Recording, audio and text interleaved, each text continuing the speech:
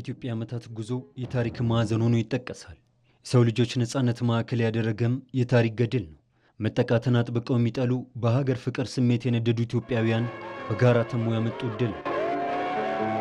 አድዋ ድል ከአፍሪካ አልፎ ለመላው ጥቁር ሕዝቦች የነጻነት ቀንዲል ሆኖ በታሪክ ይወሳል። እንዲህ ያለውን ድል ኢትዮጵያውያኑ በ19ኛው ክፍለ ዘመን በአድዋ ተራሮች ላይ ድልን ሲቀዳጁ ከብረት የጠነከረ አንድነታቸውና ህብረታቸው በጉልህ ይነሳል። ጥቁር ሕዝብ ሰብአዊ ማንነት የሌለው እንስሳዊ ባህሪ ያለው ምንም ማህበራዊና ኢኮኖሚ እድገትና ፖለቲካ እድገት ላይ ያልደረሰ ማህበረሰብ ነው ወይም ሕዝብ ነው ተብሎ በተበየነበት ዘመን ውስጥ አድዋ ያን የታሪክ ምዕራፍ የሻረ አዲስ የሰው ልጆችን የነጻነት ምዕራፍ ቀንዲልን ለአፍሪካም ለመላው ጥቁር ሕዝቦችን የፈነጠቀ ነው።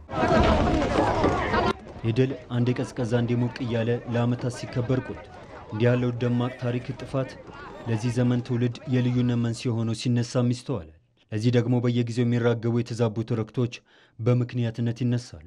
ነገር ግን የአድዋ ትልቁ ምስሉ ኢትዮጵያውያን ተባብረው ነጭ ወራሪ ጠላት ላይ ድልን በመቀዳጀት የነጻነት ቀንዲል የሆነች ሀገር ስለመሆኗ ነው። በአፍሪካ በጥቁር ሕዝቦች መካከል በዚህ መልክ የሚታየውን አድዋ ወደ ኢትዮጵያ ኮንቴክስት ስንመልሰው ግን የመከራከሪያ የልዩነት ከዛም አልፎ ታሪክን ደግሞ የፖለቲካ ማገዶ የማድረግ አሁን ትልቁ ታሪክን የፖለቲካ መጠቀሚያ ማገዶ የማድረጉ ሂደት መለያየትን፣ ግጭትን ፈጥሯል። ስለዚህ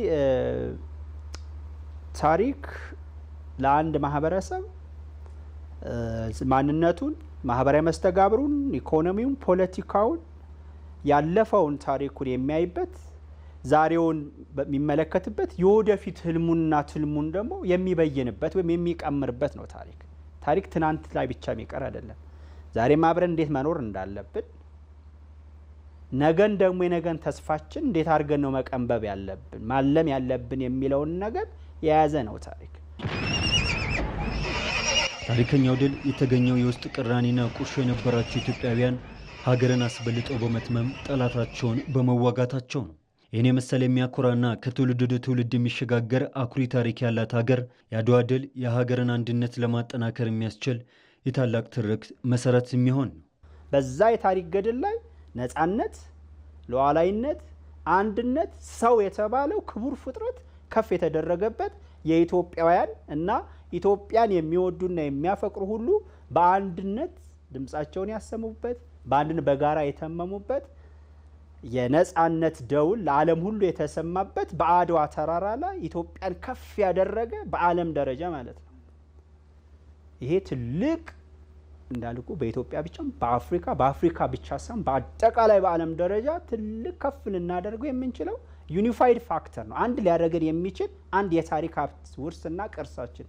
ስለዚህ አድዋ አንድ እንደ ኢትዮጵያ እንደ ሕዝብም አንድ ሊያደርገን የሚችል ትልቅ የታሪክ ሀብት ውርስና ቅርሳችን ነው። ጣሊያኖች ወደ ኢትዮጵያ ሲመጡ በልዩነት ላይ ሰርተው በማዳከም ቅኝ ግዛትን ሊጭኑ ቢወጥኑም በኢትዮጵያውያን ትብብር ክንድ ከሽፎባቸዋል። ኢትዮጵያውያን በሀገራቸው በሉዓላዊነታቸውና በነጻነታቸው የማይደራደሩ ስለመሆኑ በአድዋ ተራሮች ላይ የታሪክ አሻራቸውን አኑረዋል። ህብረ ብሔራዊ አንድነት እንዳላቸውም አድዋ ሕያው ምስክር ሆኖ ይኖራል። የአድዋ ድል የእውነተኛ ህብረ ብሔራዊነት መገለጫም ነው። የትውልድም ህብረ ብሔራዊ ትርክትን በማጽናት ኢትዮጵያዊ አንድነትን በጽኑ መሰረት ላይ ማኖር እንደሚገባው ይገለጻል። እንቀጥላለን ተመልካቾቻችን። እንግዲህ ስለ አድዋ ድል ስናነሳ ኢትዮጵያውያን በአንድነት ሆነው ያመጡት ድል መሆኑን በተደጋጋሚ እናነሳለን። የአሁኑ ትውልድም የራሱ የሆኑ በርካታ አድዋዎችን መስራት እንዳለበት ነው የሚነገረው። ያም እየሆነ ነው የሚገኘው። ለምሳሌ ያክል እንደ ታላቁ የህዳሴ ግድብ የመሳሰሉ በኢኮኖሚው ዘርፍም እየታዩ ያሉ በርካታ ለውጦች አሉና እነዛን ማስቀጠል ከአሁኑ ትውልድ የሚጠበቅ መሆኑን እንግዲህ እና ይህንን ማስቀጠል እንደሚገባ ነው የሚገለጸው። ይህንን ለማስቀጠል ደግሞ የታሪክ አረዳዳችንን ማስተካከል መቻል እንዳለብን ነው የተገለጸው። ይህንን ጉዳይ እንግዲህ ሰፋ አድርገን ነው በተከታይነት የምንመለከተው። እንደ ሀገር ብዙ የሚያሰባስቡ ነገሮች አለን፣ ግን ለእኔ አድዋ በጣም ገዘፍ የሚልብኝ ነው ብዬ ማንሳት እንችላለሁ። አድዋን በልኩ ስንተርከው ከፍ አድርገን ደግሞ ያልተሰሙ ብዙ ታሪኮች አሉና እነሱንም የመስማት እድል ስናገኝ ምን ያህል ኢትዮጵያውያን የከፈሉት ዋጋ በዚያ ውስጥ ደግሞ የነበራቸውን አንድነት ማየት የምንችልበት ነውና ሁልጊዜም ቢሆን የሚያሰባስበን ነገር መምረጥ ይኖርብናል። ለዚህ ደግሞ አድዋ በጣም የተመቸ ነው። እያንዳንዱ ኢትዮጵያዊ በአድዋ ውስጥ ራሱን መመልከት ይችላል እና እንደ አድዋ አንድ የሚያደርገንን ታሪክ በማጉላት አንድነታችንን ማጠናከር በደንብ መስራት ይገባናል የሚለውን ሀሳብ በርካታ የታሪክ ምሁራን ይገልጻሉ። በተለይ ደግሞ አንቺ ቆይታ አድርገሽ ነበረ ከፖለቲካ ተመራማሪው ከታሪክና ፖለቲካ ተመራማሪው ዶክተር አለማየሁ አረዳና እሳቸውም ይሄ ገለጹት ይህንኑ ይመስለኛል። ቆይታ አድርገሻል ከእሳቸው ጋር እሱን እንከታተል። መልካም። የፖለቲካና የታሪክ ተመራማሪው ዶክተር አለማየሁ አረዳ ለቃለ ምልልሱ ፈቃደኛ ስለሆኑ እጅግ አድርጌ አመሰግናለሁ። እኔም በጣም አመሰግናለሁ። አሁን ላይ ያለን የታሪክ አረዳድ ችግር እንዳለበት ይነሳል። ይህንን ጉዳይ እርስዎ እንዴት ያዩታል? በእርግጥስ አረዳዳችን ችግር አለበት ወይ? ታሪክ በራሱ እኔ እንደምረዳው ፍዳና ምንዳ ኩነቶችን አዝሎ የሚፈስ ጅረት ነው። በዚህ ጅረት ነው ፍዳችን ምንድን ነው? ስንዋጋ፣ ባልሆነ ተረክ ስንጣላ፣ ስንጋደል፣ ሀብት ለሀብት ስንናጠቅ ሲነጥቅ አንዱ ገዥ ሲሆን ሌላው ተገዥ ሲሆን፣ አንዱ የበላይ ሲሆን አንዱ የበታች ሲሆን፣ እንደዛ በዚህ ፍዳ ውስጥ ነው ያለፍነው። ምንዳው ምንድን ነው? በጣም የሚያስገርመው ነገር ምንዳው ምንድን ነው? ተጋብተናል፣ ተዋልደናል፣ በእውነት በእምነት ተሳስረናል። ከሁሉ ይበልጥ ደግሞ እዚህ እየተዋጋንም እየተጣላንም ገዥና ተገዥም እያለ የውጭ ኃይል ሲመጣ አንድ ላይ ቆመናል። ታያለሽ ምንዳችን ምን ያህል እንደሆነ። ታዲያ ለምንድን ነው እነዚህ ምንዳዎች ይዘን ፍዳዎቻችንን እየደፈቅን ያልመጣ ነው? ምን ተፈጥሮ ነው ብንል የታሪክ አረዳዱ ጸጽ የሚመጣው እዚህ ጋር ነው። ምክንያቱም የተወሰነው ክፍል የምንዳው ሁሉ ባለቤት እኔ ነኝ አለ። ጀግናው እኔ ነኝ፣ ጦርነት የተዋጋሁት እኔ ነኝ፣ አገር ያቀናሁት እኔ ነኝ፣ ሁሉንም ምንዳ ሁሉንም ድል የኔ ነው እኔን ተከተሉ የሚል አስተሳሰብ በአንድ ጎን፣ ይህን አስተሳሰብ ደግሞ ለመቃወም ሌላ በኩል ፍዳው በሙሉ የደረሰው እኔ ላይ ብቻ ነው የሚል ቡድን በሌላ ወገን፣ እኔ ነኝ የተበደልኩት፣ እኔ ነኝ ጭሰኛ የነበርኩት፣ እኔ ነኝ ቋንቋ የተደፈቀው የሚል እነዚህ ሁለቱ ጎራዎች ሲፈጠሩ ከሁለቱ ጎራዎች የሚወጡት ታሪኮች ምንድን ነው የሚሆኑት? ወጣቱን ትውልድ ሲመርዙት ነው የኖሩት። ይህ አረዳዳችን አሁን ላይ በሀገራችን ምን ችግር እየፈጠረብን ነው? ይሄ አረዳድ እኮ ነው እያዋጋን ያለው። ይሄ አረዳድ እኮ ነው ነፃ አውጪ ነፃ ወጪ የሚል የፈጠረው። ዛሬም እኮ አለ። በጣም የሚገርምሽ ነገር ከሁለት ብሔረሰቦች የተጋቡ ሰዎች እኮ እንዲፋቱ የተደረገበት ሀገር ነው፣ ታሪክ ነው። ሰዎች በሰውነታቸው ብቻ እርስ በርስ የየራሳቸውን እውነት ተጋርተው የሀገራቸውን እውነታ ይዘው እንዳይሄዱ የተደረገበት ሁኔታ የገባ ነው እኮ። እነዚህ የሁለት የትርክት ጎራዎች የፈጠሩ ጣጣ ነው። ግን ይሄ የታሪክ ንትርክ እኔ ተጎድቻለሁ፣ እኔ አልጎዳሁም፣ ማሰልጥኛለሁ፣ ይሄ የታሪክ ንትርክ አቁሞናል ባለንበት። አንድ የሚያደርገን ታሪካችንን የሚያጎላ ለምሳሌ እንደ አድዋ አይነት ታሪክ ያለን ሰዎችንና ይህንን እያጎላን አንድ መሆን ያቃተን ለምንድን ነው? አንደኛ አድዋን ስላላወቅን ነው። አድዋን ከኛ ይበልጥ የሚያውቁት ካሪቢያንስ ናቸው። አድዋን ከኛ ይበልጥ የሚያውቁት ጥቁር አሜሪካውያን ናቸው። አድዋን ከኛ በላይ የሚያውቁት እነ ታቦ ምቤኪ፣ እነ ሜዲያ ዘኪዌ፣ እነ ጆሞ ኬንያታ የነሱ ልጆች ናቸው። የሞተ ኩነት አይደለም። በጣም የሚገርምሽ ነገር ህያው ኩነት ነው። ከ125 ዓመታት በኋላ እኮ ነው የአድዋ አርበኞች ሁሉንም ኢትዮጵያውያን የሚወክሉ እንደሆኑ ያየ ነው። አድዋ በቅርጿ፣ በይዘቷ፣ በቁመቷ፣ በህያውነቷ አልተሰጠችንም። ለዚህ ግን ማን ነው ተጠያቂው? የእዳውም የፍዳውም ተጠያቂዎች እኛ ነን። እዳውና ፍዳውን በትክክል ተገንዝበን ፍዳው እንዳይደገም ምንዳው እንዲጎለብት ዛሬ የጀመርነውን አይነት የምክክር ኮሚሽን ስንት ዘመን ነፃ ሆና የኖረች አገር ዛሬ ነው እንወያይ ያለች ያለችው። ለዛም ለውይይቱም ብዙ ስም እየሰጠ ነው። ዲግሬድ እያደረግነው ነው እና ሁላችንም ተጠያቂ ነን። ይህንን የታሪክ መዛነፍ እንዴት አድርገን እናስተካክለው? የመጀመሪያው እኔ ታሪካችን እንቀበል። እንከን የሌለው ታሪክ ያለው አገር የለም። የእኛ ታሪክ ልክ እንደ ቻይና ታሪክ፣ አውሮፓ እንደሰራችው ታሪክ ነው። እኛ ከአፍሪካ ውስጥ በጣም ዩኒክ ነን። በፊውዳሊዝም ስርዓት ውስጥ አልፈናል። የኮሎኒያሊዝም ኃይል መጥቶ ጨፍልቆ ስርዓተ ማህበራችንን አላደበላለቀብንም። ይህን ታሪክ በአክብሮትም ውስጡ የተፈጠረውን ስህተት በትዝብት እንቀበል። ታሪካችን ከተቀበልን በኋላ ማድረግ ያለብን ነገር ይህንን ዝብርቅርቅ ብሎ የተጻፈ ታሪክ እናስተካክለው፣ የህዝብ ታሪክ እናርገው። የኢትዮጵያ ታሪክ ማለት የኢትዮጵያውያን ሁሉ ታሪክ መሆኑን እንገንዘብ፣ እንናገር። ከሁሉ ይበልጥ ወጣቶቻችንን አንመርዛቸው። እስኪ ነፃ እናርጋቸው። እስኪ እውነታቸው እንዲፈልጉ እንተዋቸው። ይህን ካደረግን ብዙ ነገር ይስተካከላል ብዬ አምናለሁ። የፖለቲካና የታሪክ ተመራማሪው ዶክተር አለማየሁ አረዳ ለቃለ ምልልሱ ፈቃደኛ ስለነበሩ እጅግ አድርጌ አመሰግናለሁ። እኔም በጣም አመሰግናለሁ። አድዋና ትርክትን በስፋት እያነሳን ነው ተመልካቾቻችን። የሀገር ጉዳይ አድርገን ቆይታ እያደረግንበት እንገኛለን። አዲስ ቀን ላይ ናችሁ። አብራችሁን ስላላችሁ እናመሰግናለን። እንቀጥላለን። አድዋ ያልተነሱ ያልተነገሩ ብዙ ታሪኮች አሉት። እነዚያ ደግሞ የሚያሰባስቡን አንድ እንሆን የሚያደርጉን ዛሬ ደግሞ ለገባንባቸው የተለያዩ ችግሮች ለመውጫ መንገድ መጠቀም የሚያስችሉን ትርክቶች አሉ። ውስጡ የሚያሰባስቡ ብዙ ጉዳዮች አሉ እያል በስፋት እያነሳ እንገኛለን። አድዋ እንግዲህ ዝም ብለህ አንዴ ብቻ እንደዚህ ታሪክ ተሰራ ብለህ የምታልፈው አይደለም። ዛሬም ድረስ ከታሪኩ ከድሉ እየመዘዝክ ብዙ ነገር ልትሰራበት የምትችልበት ህያው የሆነ ድል እንደሆነ ነው ብዙ የታሪክ ተመራማሪዎች የሚናገሩት። እንግዲህ ቀደም ሲል ዶክተር አለማየሁ አረዳም እንደገለጹት አንዴ ብቻ የሚነገር አይደለም፣ ህያው የሆነ አሁንም ድረስ እንደ አዲስ ልናነሳው የምንችል ታሪክ ነው ሲሉ የነበሩት።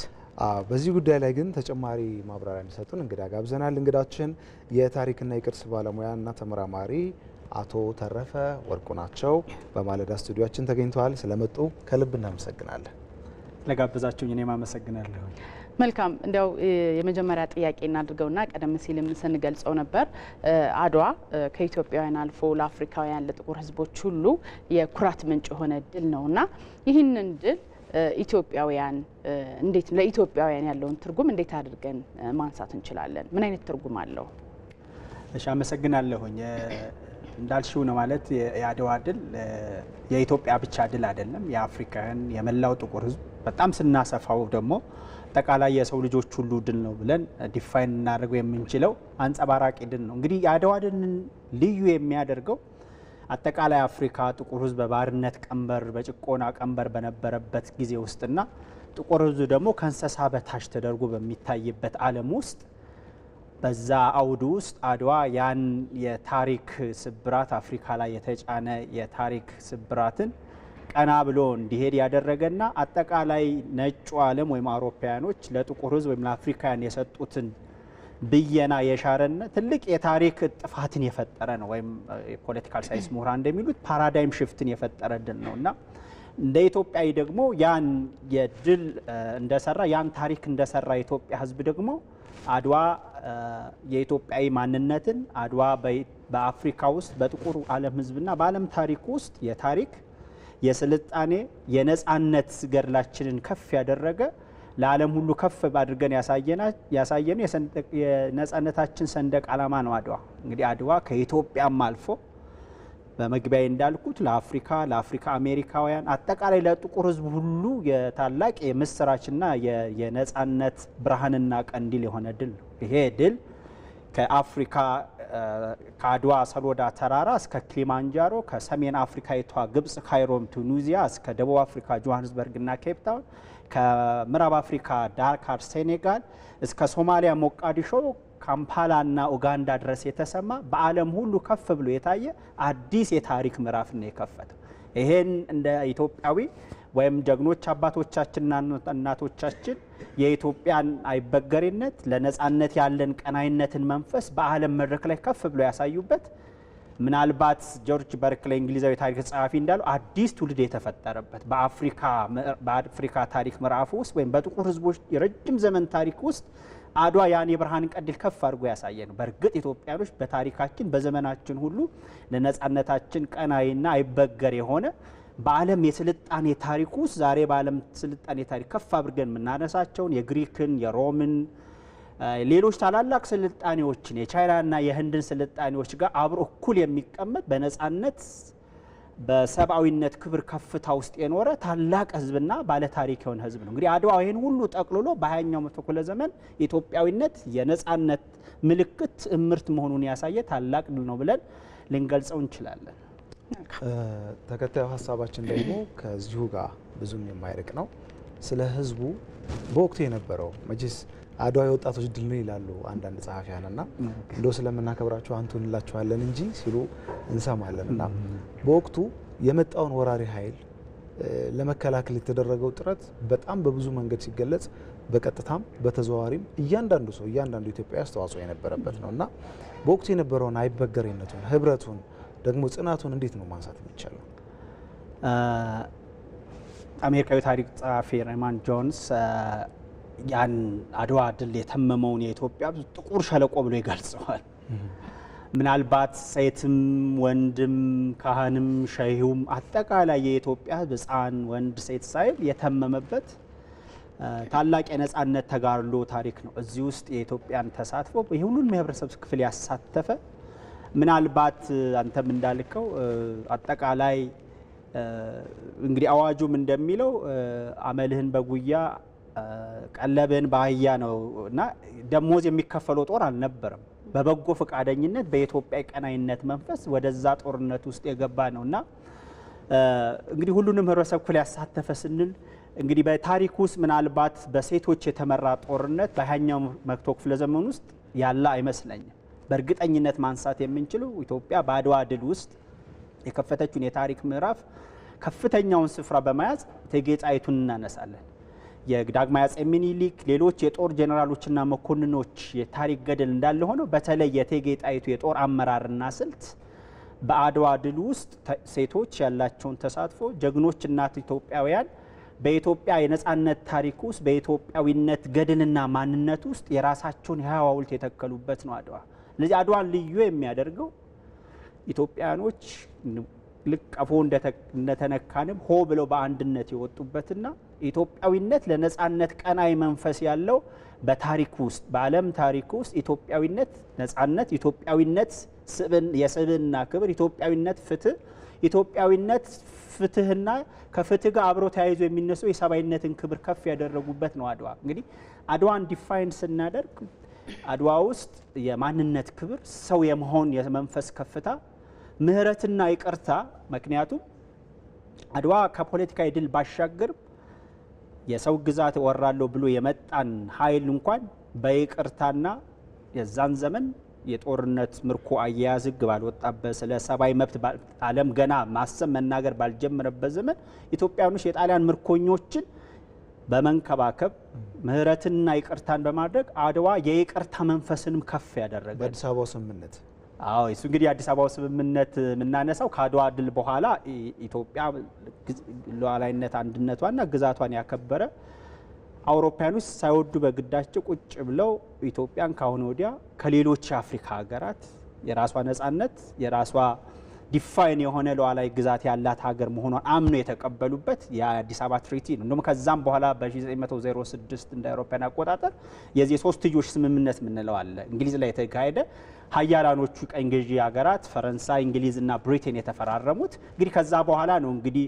አዲስ አበባ ላይ እነዚህ የአውሮፓውያን ቀኝ ገዢዎች ኤምባሲዎቻቸውን የከፈቱት ጣሊያንን፣ እንግሊዝን፣ ፈረንሳይን ከዛ አሜሪካ፣ ራሽያ እነዚህ ታላላቅ ሀገራት አዲስ አበባ ውስጥ ኤምባሲያቸውን የከፈቱት ከአድዋ ድል በኋላ አድዋ የኢትዮጵያን ሉዓላዊ አንድነቷን ከፍ ያደረገና ግዛታዊ አንድነቷን ደግሞ ዲፋይን ያደረገ ስለነበረ እንግዲህ በዛን ዘመን አፍሪካውያን ጥቁር ሕዝብ ሁሉ በባርነት ቀንበር በነበረበት ዘመን ውስጥ ኢትዮጵያውያን በነጻነትና በሉዓላዊነት መንፈስ ያ ድርድር አዲስ አበባን የነጻነት ቀንዲል፣ አዲስ አበባን የአፍሪካ ማዕከል፣ አዲስ አበባን የጥቁሮች ሕዝቦች ሁሉ የፖለቲካ ሀብ ወይም የጥቁር ሕዝቦች ሁሉ የነጻነት ትምህርት እንድትሆን ያበቃት አድዋ ላይ የተፈጸመ የነጻነት ገድል ነው። በእውነቱ እየሰማ ነው ያለው የአድዋ ድል ታሪክ በጣም የሚገርምና ወደፊትም በደንብ ሊነገር የሚገባ መሆኑን የሚያሳይ ነው። እንዲያው ኢትዮጵያውያን እንደ አድዋ አይነት የወል የሆነ ትርክት ያለን የሚያሰባስበን አንድ የሚያደርገን ቀደም ሲል አቶ ተረፈ እርስዎ ሲገልጹት ነበር። በአድዋ ድል ያልተሳተፈ የለም። በሃይማኖት ብንለው፣ በብሔር ብንለው፣ በእድሜ በእያንዳንዱ ነገር ያልተሳተፈ የለምና እንደ አድዋ አይነት አንድ የሚያደርገን ድል አኩሪ ድል እያለ ነገር ግን አሁን ላይ ነጠላ ወደሆኑ አሰባሳቢ ወዳልሆኑ ትርክቶችን የምናዘነብልበት ምክንያቱ ምንድን ነው? ለምንድን ነው ያንን ማጉላት ያልቻል ነው?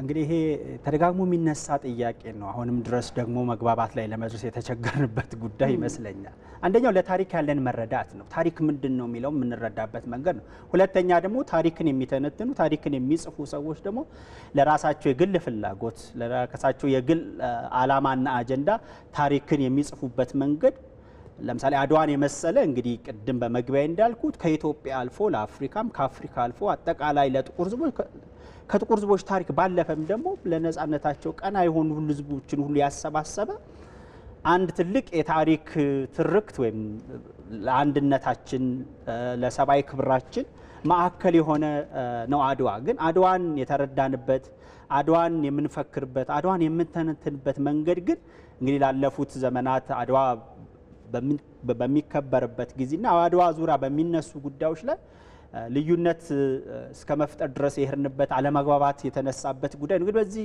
ረገድ መንግስት የራሱ ኃላፊነት አለበት። በሁለተኛ ደረጃ የራሱ መገናኛ ብዙሃን ወይም ሚዲያም የራሱ ሮል አለው። ከዛ ባሻገር የታሪክ ምሁራን፣ ከፍተኛ የትምህርት ተቋማት በባህል በታሪክ በቅርስ ላይ የሚሰሩ መንግስታዊም ሆኑ መንግስታዊ ያልሆኑ ተቋማት የየራሳቸውን ድርሻ መውሰድ መቻል አለባቸው። አድዋን የመሰለ ታላቅ የታሪክ ማንጸራ የሆነ ድልን በዚህ ረገድ መስማማት አለመቻላችን፣ ወደ አንድነት ወደ ህብረ ብሔራዊ ማንነት መምጣት አለመቻላችን አድዋ ላይ ያለን ስሁት የሆነ መረዳትና አካሄድ ነው። ስለዚህ ትርክት ከታሪክ ሊቀዳ የሚችል ከወል ማንነታችን፣ እሴቶቻችን፣ ከባህላችን፣ ከእምነታችን የምንቀዳው ነው። ይሄ በኢትዮጵያ ታሪክ ብቻ ይሆን አይደለም። ዛሬ በዓለም ደረጃ ከፍ አድርገን የምናያቸው እነ አሜሪካ፣ እነ ራሽያ፣ እነ ቻይና፣ እነ ህንድ የዛሬ ማንነታቸውን የዛሬ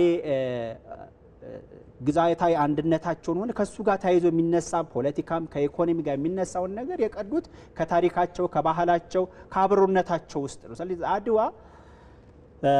በመግቢያ እንዳልኩት ከኛ አልፎ ለዓለምም ለጥቁር ህዝብም ዛሬ ለምሳሌ የአፍሪካ አንድነት ወይም የአፍሪካ ህብረት አፍሪካ ውስጥ ኢትዮጵያ ውስጥ አዲስ አበባ ውስጥ እውን እንዲሆን ያደረገው አድዋ የጣለው መደላድል ወይም መሰረት ነው።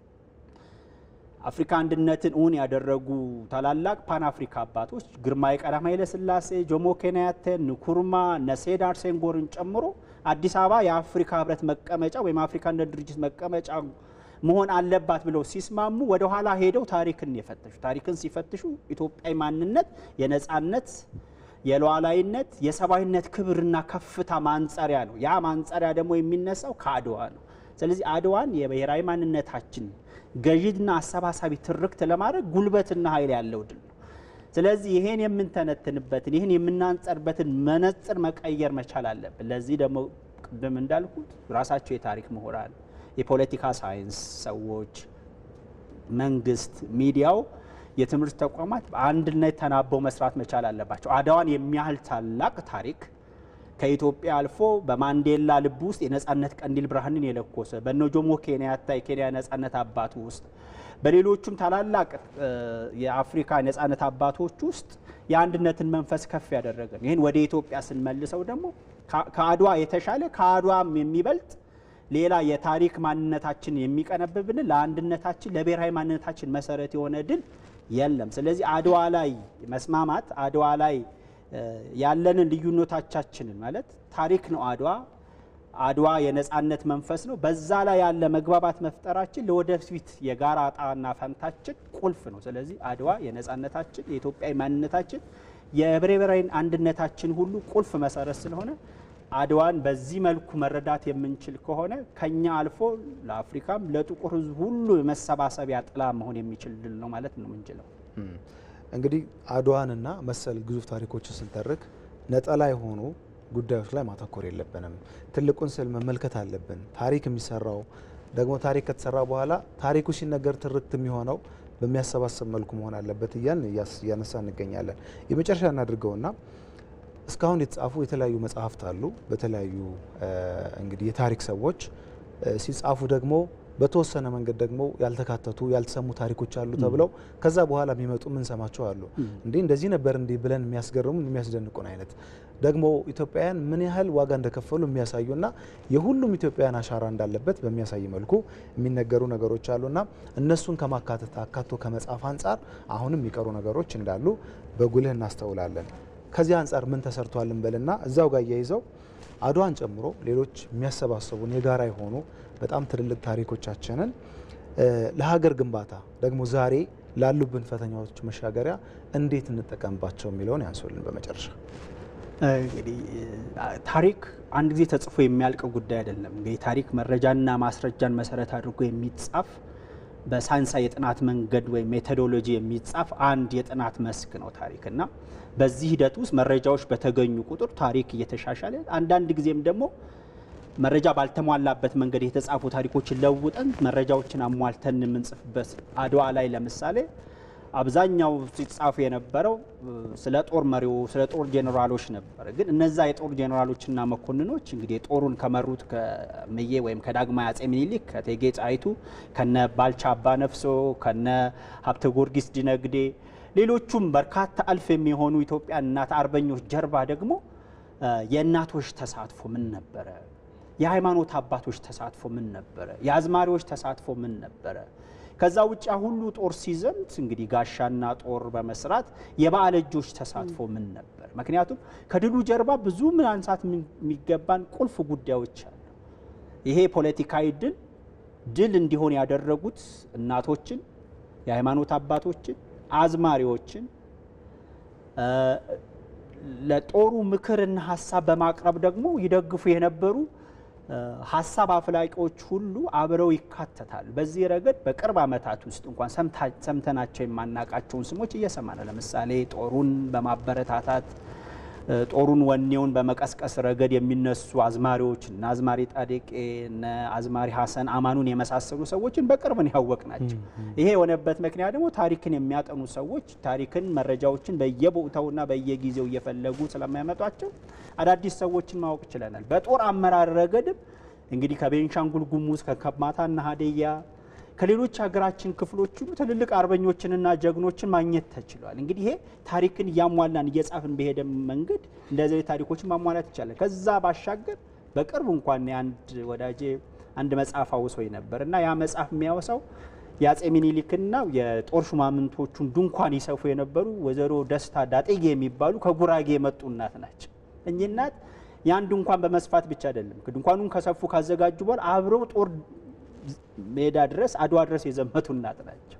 እንግዲህ እነዚህን ሰዎች ታሪክ ደግሞ አብረን ማንሳት መቻል አለብን። ምክንያቱም ታሪኩን ሙሉ ማድረግ የምንችለው የሁሉንም ተሳትፎ ስናጎላ ነው። ስለዚህ በአድዋ ድል ውስጥ የሁሉንም ተሳትፎ የአዝማሪዎቹን የሃይማኖት አባቶች በእስልምናውም በክርስትናውም ያሉ ሃይማኖት አባቶች፣ የሀገር ሽማግሌዎች፣ የወጣቶች የሴቶች እናቶች ተሳትፎ ሁሉ አብሮ መነሳት የሚገባው ነው። ስለዚህ ወደ ሁለተኛው ጥያቄ ስንመጣ ያው አድዋ ትልቅ የታሪክ ምዕራፍ ነው።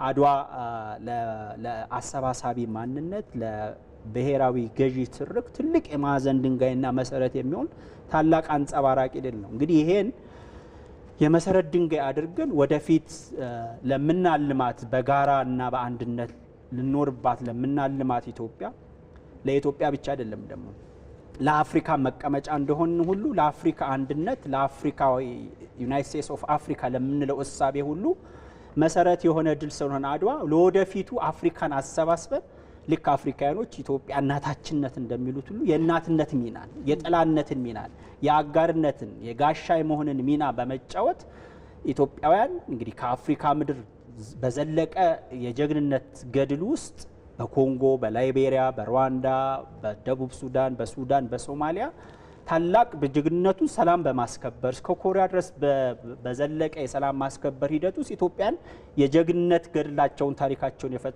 የፈጸሙ ትልቅ ታላቅ ህዝቦች ናቸው። ይሄ ከአድዋ የሚመዘዝ የጀግንነት ገድል ታሪካችን ነው። ስለዚህ ይሄ የአድዋ ትርክት የአድዋ ታሪክ ለእኛ ለኢትዮጵያን ብቻ አሰባሳቢ ማንነት የሚፈጥርልን ብቻ ሰው ለአፍሪካም ከአፍሪካ አልፎ ለጥቁር ህዝብና አጠቃላይ በዓለም ህዝብ ውስጥ አንድነትን፣ መተባበርን፣ አብሮነትን ከፍ ለማድረግ ትልቅ የታሪክ ምዕራፍ፣ ትልቅ የማዕዘን ድንጋይ ራስ ነው አድዋ። ስለዚህ አድዋን በዚህ መልኩ ስንረዳው በኢትዮጵያ ማዕቀፉት ብቻ አይደለም፣ በአፍሪካ በጥቁር ህዝቦች በአጠቃላይ በሰው ልጆች አንድነትና ህብረት ውስጥ እንደ ማዕዘን ድንጋይ ከፍ ብሎ የሚታይ አንጸባራቂ ድላችን ነው ማለት ነው። ስለዚህ ለዛሬ ልንጠቀምበት ይገባል ነው። በእርግጥ በትክክል የታሪክና የቅርስ ባለሙያ ተመራማሪ አቶ ተረፈ ወርቁ እንደዚህ ሰፋ ላለ ማብራሪያዎትና በማለዳ ስለመጡልን እጅግ አድርገን እናመሰግናለን። እኔም አመሰግናለሁ እንግዳቸው